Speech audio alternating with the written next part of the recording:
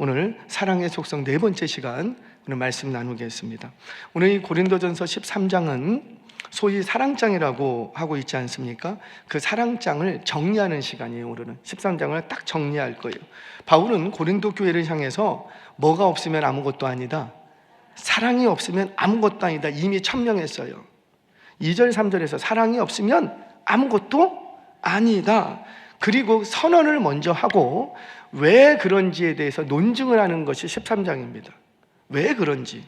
자, 다시 처음으로 한번 돌아가 볼게요. 왜 바울은 사랑이 없으면 아무것도 아니라고 왜 이렇게 얘기하죠? 다른 것들이, 그러니까 고린도 교회에 많이 있는 것들이 우리 교회를 한번 생각해 보세요. 우리 교회에 좋은 것들이 많이 있어요. 시스템도 좋고, 우리 성도님들도 너무 착하고 선하시고, 우리 공간도 좋고, 다 좋아, 다 좋아. 좋은 것들이 너무너무 많아요. 고린도 교회가 그랬다라는 거예요. 좋은 것들이 너무너무 많았어요. 그것들이 가치가 없거나 쓸모없다는 게 아닙니다. 그것 나름대로도 가치가 있고 그 나름대로 쓸모가 있는 거예요. 모든 것이 유익하고 모든 것이 다 귀한 것들이에요. 그럼에도 불구하고 뭐가 없으면, 사랑이 없으면 아무것도 아니라. 예를 들어 볼게요. 이 공간 뭐가 없으면, 사랑이 없으면 아무것도. 우리 교회 차량 얼마나 좋아요.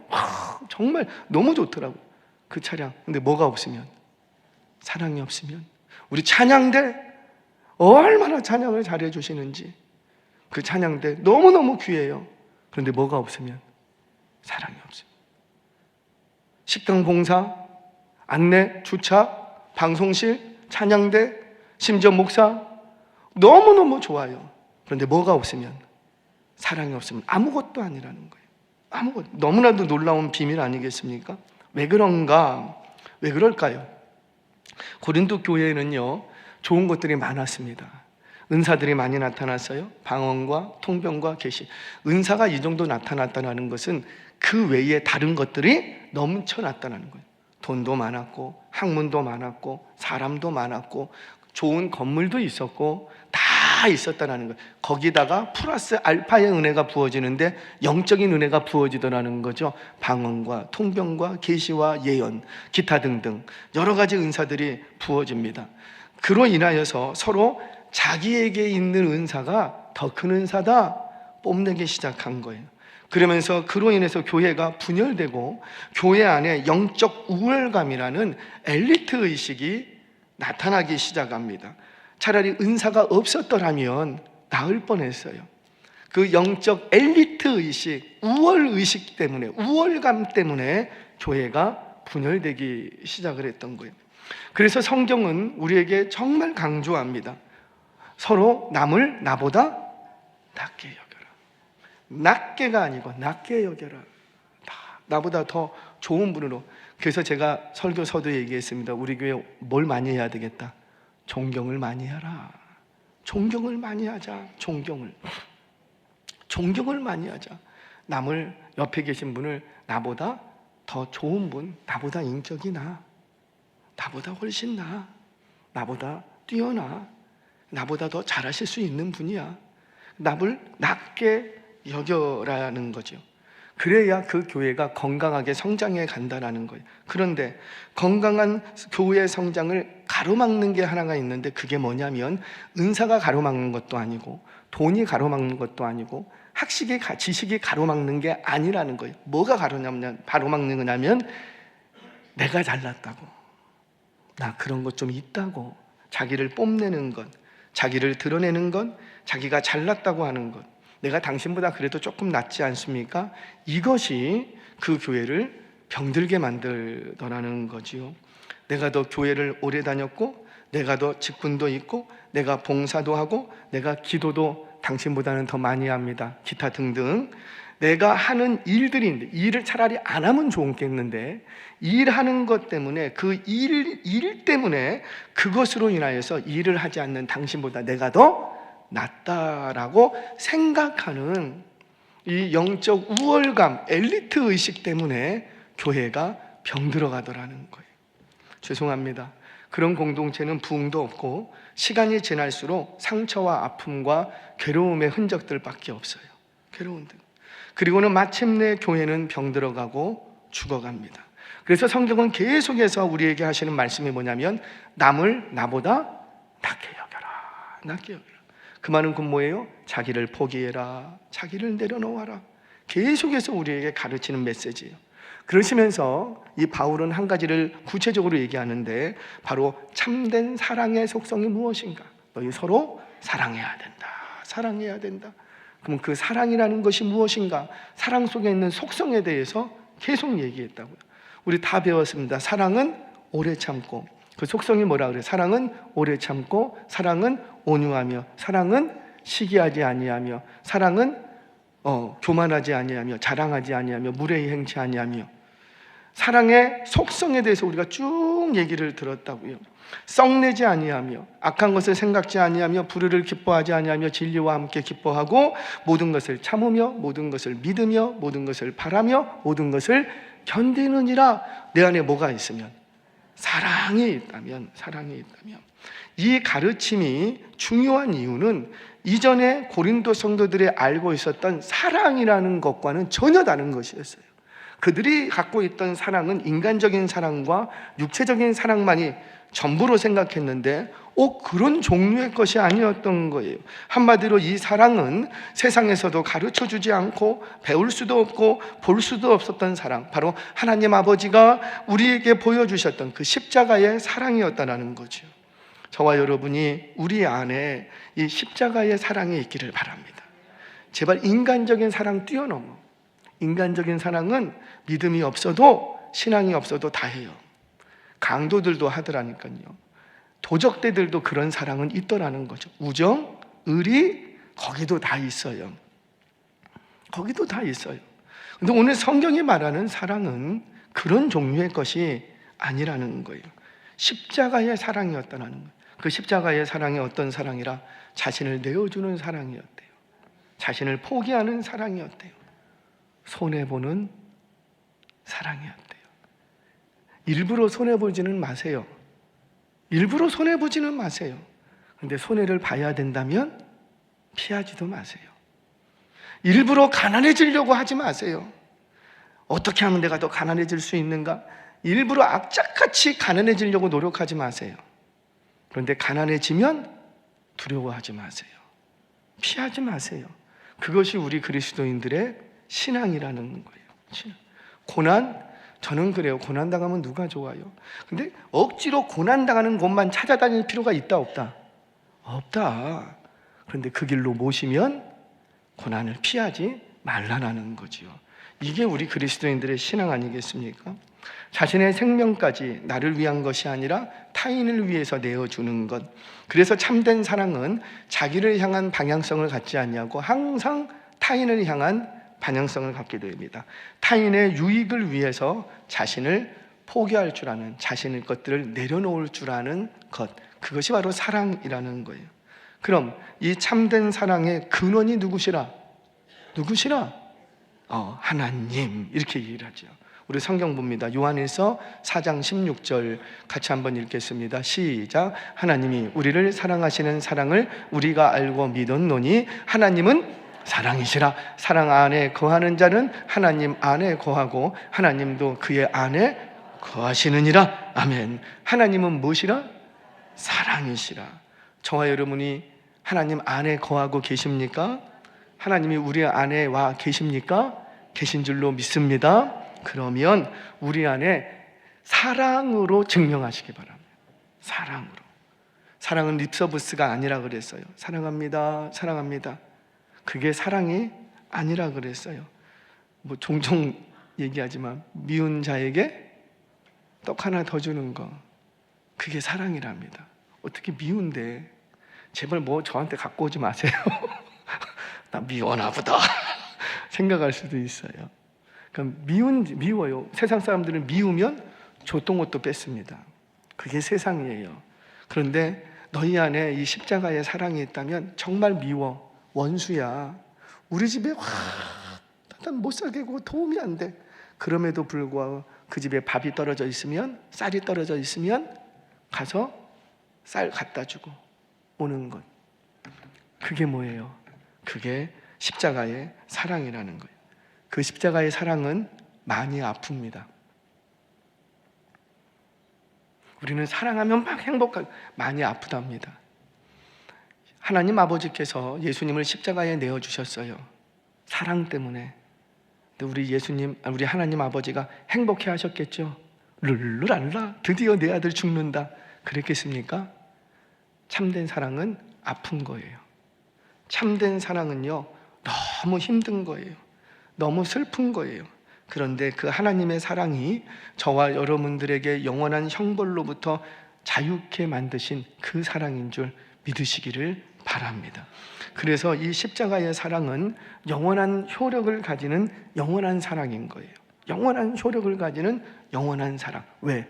누가 영원하시니까?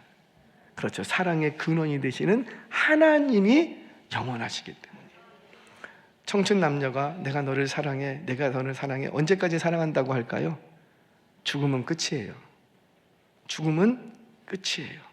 그런데 하나님의 사랑은 그렇지 않다는 거죠. 보통 우리 청춘 남녀들 인간적인 사랑에는 유효 기간이 있다는 말 들어보셨습니까? 그 유효 기간이 몇 년이라? 여기 몇 년이라? 웃지만 말고 보통 3년이라고 얘기를 합니다. 3년. 그게 우리의 인간적인 사랑이라는 거죠.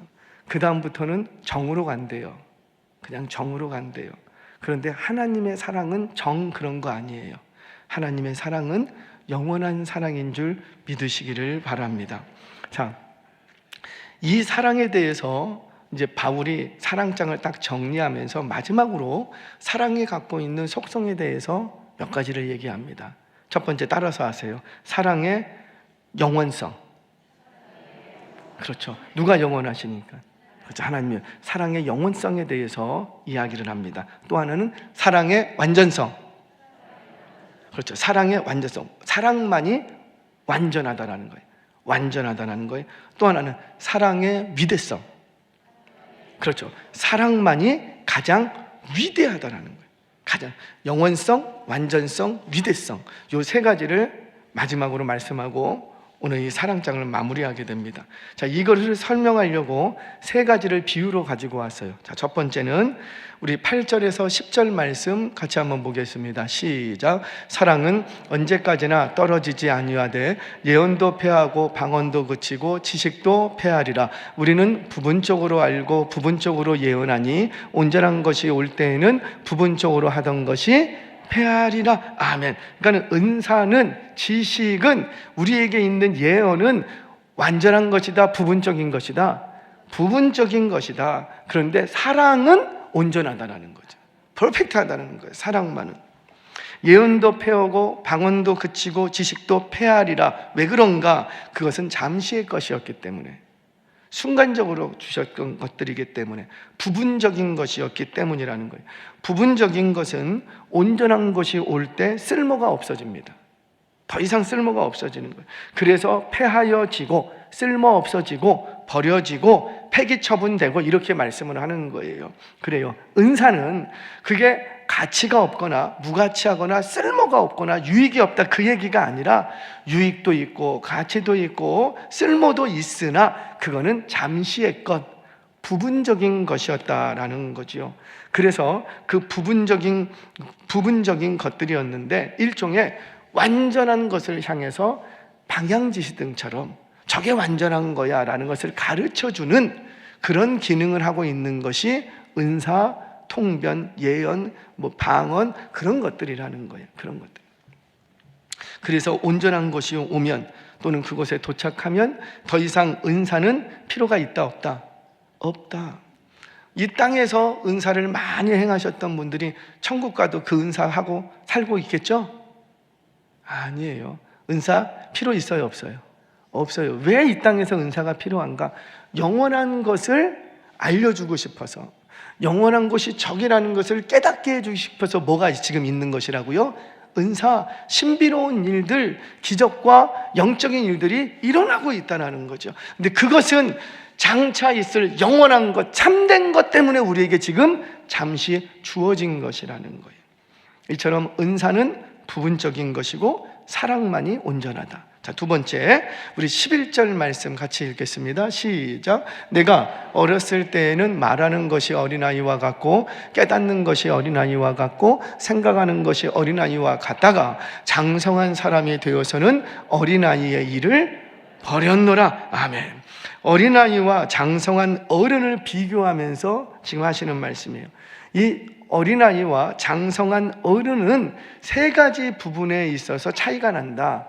바울은 그렇게 얘기합니다. 뭐에서 차이가 난다고요? 11절 보면은 먼저 뭐가 다르고, 말하는 게 다르고, 뭐가 다르고, 깨닫는 게 다르고, 뭐가 다르고, 생각하는 게 다르는, 이 세 가지를 딱 얘기합니다.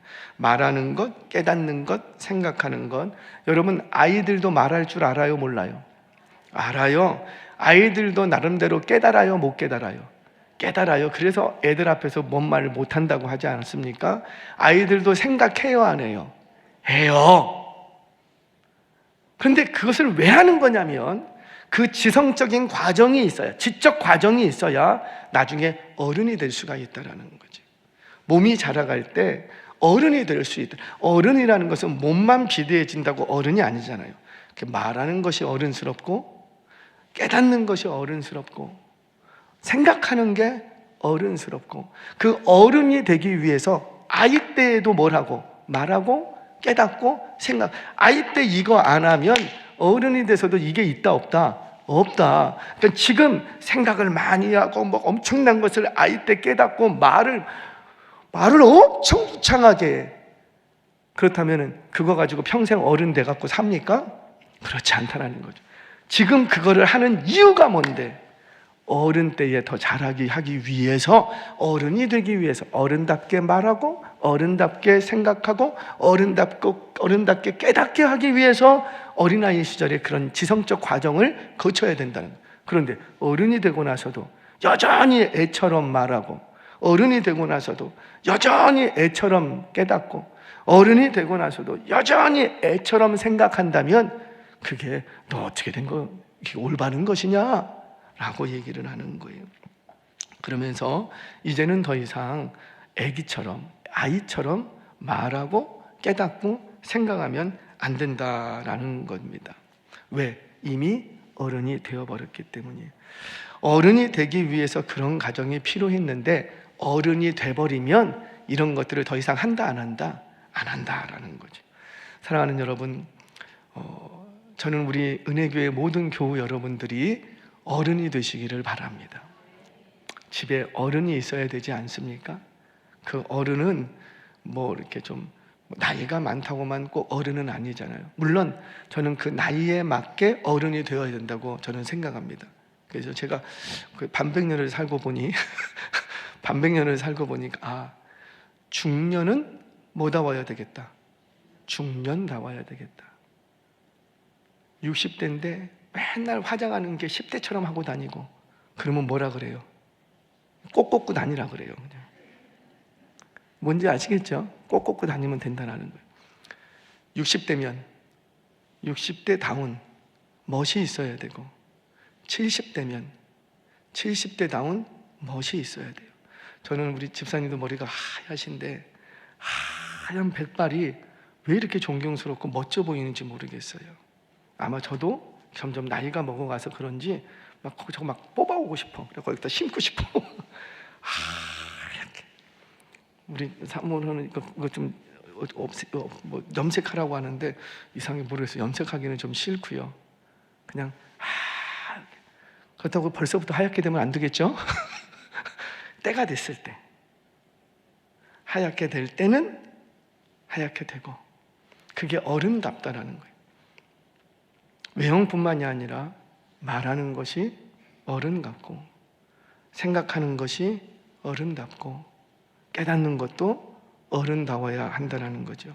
세상에서도 인격적으로 어른이 되고 교회 안에서도 영적으로 어른이 되는 우리 모든 성도들 되시기를 주의 이름으로 축원합니다. 하나만 더, 마지막으로 비유적으로 하는 게 뭐냐면 거울 이야기를 합니다. 우리 12절 말씀 같이 한번 읽겠습니다. 시작. 우리가 거울로 보는 것 같이 희미하나 그때에는 얼굴과 얼굴을 대하여 볼 것이요 지금은 내가 부분적으로 아나 그때에는 주께서 나를 아신 것 같이 내가 온전히 알리라. 우리가 지금 하나님에 대해서 알아요, 몰라요? 알아요. 그렇지만 온전하게 알아요, 몰라요? 몰라요. 이 땅 위에 누가 온전하게 알까요? 아무도 없어요. 오직 독생하신 아들 예수님만이 하나님을 온전히 아시는 분이라는 거죠. 예수님 외에는, 성령님 외에는 하나님을 온전히 아는 이가 있다 없다? 없다. 그런데 우리도 알 날이 온답니다. 언제? 종말의 때, 재림의 때, 그날에 가면 온전히 알게 된다는 거예요. 그런데 이거를 무시하고 너희가 지금 예언을 한다고, 통변을 한다고, 계시를 한다고, 뭐 하나님을 좀 아는 지식이 있다고 그렇게 자기 자랑하고 그런 거 삼으면 된다, 안 된다? 안 된다.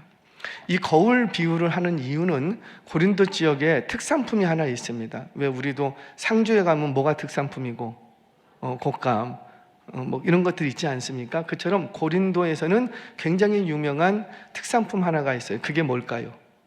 그렇죠, 거울이에요. 거울. 그 대신 이것은 고린도표 거울은 세계적으로 비싸, 명품이야. 엄청 비싸. 그런데 그 비싼 엄청난 명품 거울이라 할지라도 오늘날 우리가 가지고 있는 1,000원짜리 거울과 비교했을 때 뭐가 더 잘 보일까요? 그렇지, 지금 게 훨씬 잘 보여. 옛날 거는 특산품이고 모든 기술이 집약되어 있고 뭐 해도 그때는 수천만 원짜리 거울이다 할지라도 이게 어떻게 보인다? 희미하게 보이는 거예요.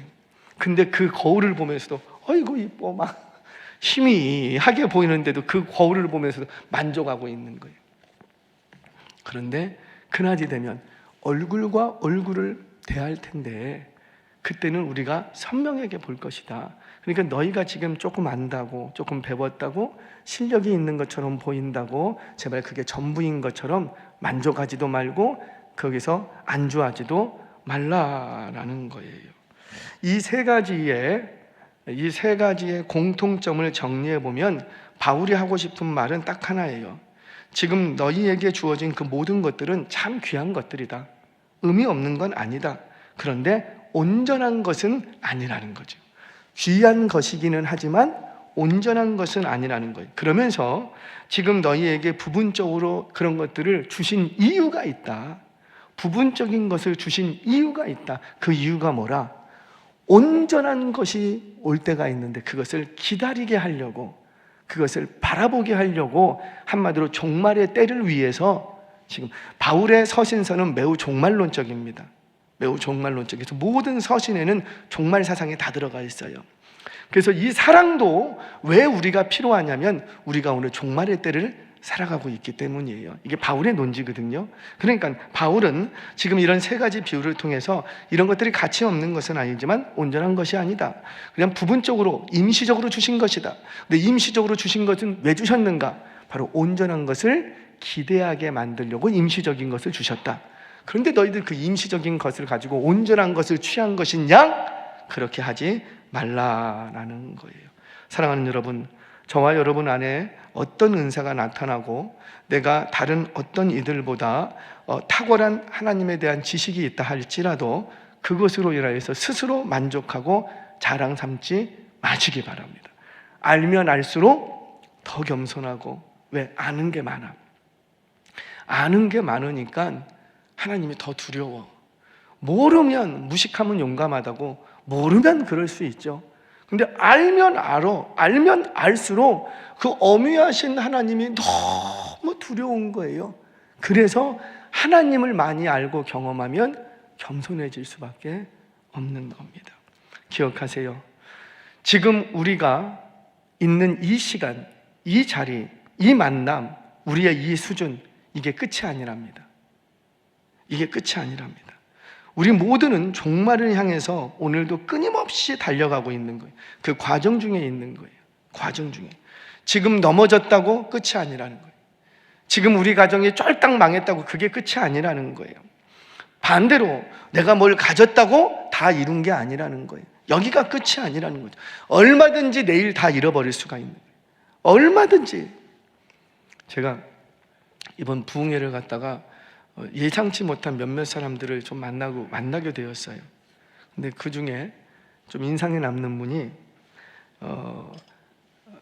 이제 서울 쪽에서, 대치동 쪽에서 학원 프랜차이저 사업을 하신 분이 계세요. 근데 학원만 한 게 아니라 음식점, 태권도장 뭐 이런 것들, 교육과 관련된 하여튼간 할 수 있는 프랜차이저 사업을 쫙, 젊은 청년인데, 그래서 뭐 수년 전까지만, 코로나 전까지만 해도 외제차를 2대씩 끌고 다니는, 할렐루야, 2대씩 끌고 다니는 그런 꽤 잘 나가는 이제 프랜차이저 사업가였어요. 뭐 무서울 게 없었죠. 근데 코로나가 딱 터지면서 학원들이 다 어려워졌잖아요. 그래갖고 문을 닫게 된 거예요. 빚이 30억. 30억 중이야. 빚이 30억. 본인 얘기가. 그냥 다 정리하고 나니까 딱 떨어지는 게 빚만 30억. 정리할 걸 다 정리하니까 줄 거 주고 빚만 30억. 어떻게 할까? 다시 시작하자. 그래서 부산에 내려왔대요. 연고지가 하나도 없는데, 그래도 이 친구가 기도하는 형제, 기도하는 분이니까 기도를 하는데 하나님께서 감동을 주셔서 부산에 내려왔어요. 그래서 학원 사업을 다시, 자기가 할 줄 아는 게 그거밖에 없으니까 다시 시작했어요. 불과 4, 5년 만에 30억 거의 다 갚았대요. 이제 좀 놀라네요. 그리고는 형제한테 앞으로 뭘 할 겁니까? 그때는 목회의 길을 가겠대요. 제가 가지 마세요. 당신같이 돈 잘 버는 사람이 왜 목회의 길을 갑니까? 하나님 나라의 낭비가 될까 하오니 가지 마세요. 아니, 30억 빚이 있는 것도 대단하지만 그 빚을 수년 안에 갚았다는 건 저는 더 대단한 것 같아. 그건 뭐예요? 하나님이 이의 인생을 물질을 통해서 이끌어 가시겠다는 거죠. 그러니까 이런 분들은 방향만 딱 잘 잡혀지면 하나님 앞에 엄청나게 쓰임받을 수가 있는 거예요. 그럼에도 불구하고 이 30억만 다 정리되면 이제 목회의 길을 가겠다고. 그러면 그러라고. 여러분, 내게 있는 모든 것들이 여기가 끝이 아니라는 거예요. 반드시 내려갈 때가 있으면 올라갈 때가 있고, 올라갈 때가 있으면 내려갈 때가, 여기가 절대 끝이 아닙니다. 우리는 모두가 내가 어떤 은사가 있든, 어떤 젊음이 있든, 오늘 청년들이 많이 와 있는데, 어떤 젊음이 있든, 어떤 지식이 있든 그게 여기가 끝이 아니라는 거죠. 마치 세상을 다 가진 것처럼 생각하지 말라라는 거예요. 높아질 필요가 없다는 거예요. 반드시 우리는 모두가 다 낮은 자든 높은 자든, 은사가 있는 자든 없는 자든 다 종말을 향해서 다 내달리고 가고 있는 인생이라는 거예요. 근데 그 종말의 때가 되면 반드시 온전한 것이 우리에게 주어지는 줄 믿으시기를 바랍니다. 그러니까 종말의 때는 모든 것이 사라지는 때가 아니라 종말의 때는 모든 것이 온전하여지는 때라는 거예요. 마지막입니다. 그러면서 이 바울이 우리에게 요청하는 것이, 너희들 다 종말의 때를 살아가고 있는데, 그러면 우리에게 가장 필요한 건, 오늘을 살아가는 데 있어서 가장 중요한 게 뭔 줄 아니? 이 이야기를 하는 거예요. 뭐라? 은사도 아니고 지식도 아니고 돈도 아니고 명성도 아니고 뭐라? 그렇죠, 사랑이라. 성경 봅니다. 우리 13절 마지막으로 읽고 정리합니다. 시작. 그런즉 믿음, 소망, 사랑, 이 세 가지는 항상 있을진데 그 중에 제일은 사랑. 믿음, 소망, 사랑은 항상 있을 것입니다. 어떤 시대 속에든지 항상 있을 거예요. 그런데 그 중에 가장 으뜸인 것, 이 말은 가장 위대한 것, 그것이 뭐라? 사랑이라. 왜? 사랑은 뭐라? 사랑은 누구시라? 하나님은 사랑이시라. 그래서 가장 위대한 거예요. 그런데 그 사랑은 어떻기 때문에? 영원하기 때문에 가장 위대한 거예요. 그리고 그 사랑이라는 것은 믿음과 소망의 근간, 원동력이 되기 때문에 사랑은 위대하다는 거예요. 사랑하면 뭐든지 할 수 있습니다. 사랑하면 뭐든지 합니다. 부모의 사랑을 보세요. 사랑하면 뭐든지 합니다. 남녀 간의 사랑도요, 사랑하니까 저 하늘에 별을 따다 주겠어요. 무슨 자기가 무슨 항공 비행사야? 어떻게 따다 줘? 그럼에도 불구하고 그걸 또 어떻게 해요? 자매들은 믿어. 왜? 사랑하니까. 말 같지도 않은 소리인데도 불구하고 믿어주는 거죠. 뭘? 그의 사랑을 믿어줘. 사랑하면은요, 미움도 이겨내고요, 사랑하면 오늘 당해야 되는 괴로움도 견딜 수 있답니다. 사랑하면 가난도 극복한답니다. 가난도. 이 말씀 앞에 들으면 가난한 가정들 얼마나 힘들어요? 그런데 그 가정이 행복해질 수 있는 비밀이 있대요. 뭐라? 돈이 많아서 행복한 게 아니라 사랑이 찾아오면, 돈 못 벌어오는 남편일지라도, 빚만 남겨둔 남편이라 할지라도, 아내일지라도, 그럼에도 불구하고 사랑하면 그 가정 아무 문제 없다라는 거지. 왜? 돈은 있을 때도 있고 없을 때도 있고, 물론 항상 우리는 없지만 괜찮아요. 우리에게는 항상 뭐가 있으면? 사랑이 있으면. 사랑. 여러분, 상위 가치가 오면 하위 가치는 사라집니다. 이런 거 있죠. 작년에 겨울에 제가 모 백화점에 가서 좋은 옷을 하나 봤어요. 너무 좋아. 그래서 그거를 비싼 돈을 주고 딱 사왔어요. 100만 원 주고 사왔어요. 그래갖고 막 입고 다녔어요. 근데 올해 그 백화점을 어떻게 지나가다가 봤는데 몸에 더 좋은 게 있네? 더 좋은 게 있네? 그걸 제가 사왔어요. 그러면 작년에 입던 거 입고 다닐까요? 아니면 농안에 처박아 놓을까요? 그런 거예요. 분명히 작년에는 최고의 가치였어요. 그런데 상위 가치가 오면 하위 가치는 물러나게 되어 있습니다. 우리 안에 있는 모든 것, 좋은 것들이 너무너무 많아요.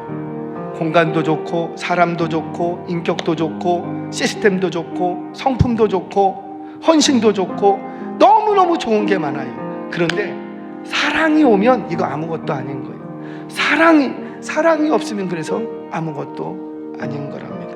사랑하는 여러분, 다시 한번 오늘 이 사랑장을 마무리하면서 4절에서 7절에 주셨던 그 사랑의 속성들을 다시 한번 생각해보고, 나의 삶 속에는 과연 이 사랑이 있는가 다시 한번 돌아보시면서 우리 공동체가, 여러분들의 가정이 이 십자가의 사랑으로 충만해지시는 그런 은혜가 있기를 주의 이름으로 축원합니다.